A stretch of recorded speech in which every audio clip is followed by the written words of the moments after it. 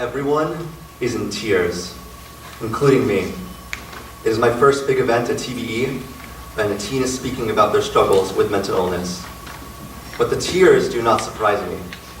What surprises me is how surprised I am that a teen is allowed to demonstrate their power and own it. 6 months later, I started deeply working with our teens around social justice. We decided to tackle gun violence, given that it was the National Youth Group's issue for the year. My teams explored some of the options given by the National Youth Group: signing petitions, writing letters, changing their profile pictures. It felt really familiar. And then I realized that not a good 6 to 8 years ago, when I was a teen, I was given the exact same advice. I grew up in an environment where teens participated. They did not lead. No matter how hard we tried to act above our age, in many people's eyes, we would be dismissed as just teens. And so I looked at my teens and saw myself, all too familiar and very disempowering. At that moment, I was so frustrated that nothing had changed, that more teens were having their agency denied. Except now, one thing was different. I was on the other side of the equation. And I was at risk of being the person doing the dismissing rather than being dismissed.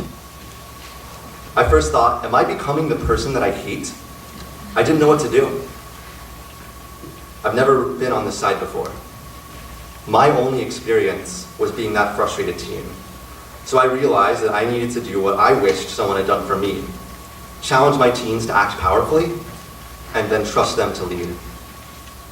My teens built a partnership with Roxbury Presbyterian Church and their Social Impact Center, which ultimately led to transforming our traditional social event into a social justice event that built community, raised awareness, and took effective action on the gun violence landscape in Massachusetts. There was one evening during that process that still energizes me. Our teens from TBE and Roxbury came together to the temple to plan an event. Who could imagine this happening? And it wasn't that they were just together. They were working together on gun violence, an issue that affects them in very different ways.